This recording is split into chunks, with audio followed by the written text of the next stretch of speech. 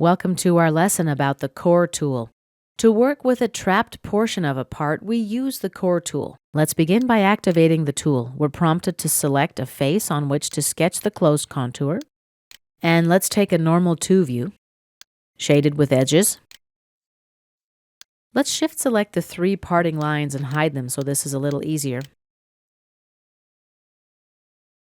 And let's drop a rectangle somewhere about here. Now let's exit the sketch. Take an isometric view. The boundary sketch and the extrusion sketch are already pre-selected. Here we can select core or cavity. Apply a draft if needed. We can specify the depth of the side core. And let's click OK. Let's go back to shaded with edges.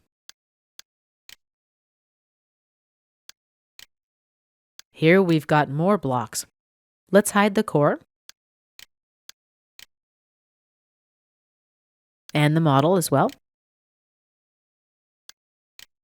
Now we can see the cavity block. This concludes our lesson about the tooling split command.